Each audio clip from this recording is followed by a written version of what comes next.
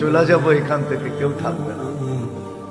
যিনি থাকার উনি যখন থাকেন না, কারো কাছে মালাকুল মউত অনুমতি নিয়ে আসে না, আসবে না, শুধু একজন মুহাম্মদুর রাসূলুল্লাহ সাল্লাল্লাহু আলাইহি ওয়াসাল্লামের কাছে মালাকুল মউত যখন আসছেন, তো আল্লাহ বলছে বন্ধুর কাছে অনুমতি নিয়ে ঢুকবে, অনুমতি দিলে ঢুকবে, নাইলে ফিরে আসবে।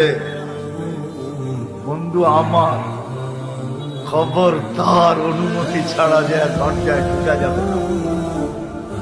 আমাদের কারো কাছে অনুমতি নিয়ে আসবে না, ওনার কাছে অনুমতি নিয়ে গেছে। তারপরও বলছে শোনো, ঢুকার অনুমতি দিলেই কিন্তু হাত রাইখা দিবা না, আবার অনুমতি নিবা, রাখবা কি রাখবা না। বন্ধু যদি হ্যাঁ বলে তো রাইখো, যদি না বলে তো চলে আসো না। বন্ধু আমার, তার বন্ধু, হ্যাঁ তার বন্ধু হাবিবুল্লাহ, কার বন্ধু? যার কারণেই তো আমাদের সাথে বন্ধুত্ব। আমাদের সাথে দুই দিক দিয়ে আল্লাহর বন্ধুত্ব, একদিক দিয়ে না। আর উম্মত তো আল্লাহ চিনে না, রসুলও চিনে না। আল্লাহ যদি চিনত, হুজুররা বলেন আযান নামাজের জন্য ডাকে, আমি বলি নামাজের জন্য। আমার মন বলে একমত হবে কি হবে না জানি না।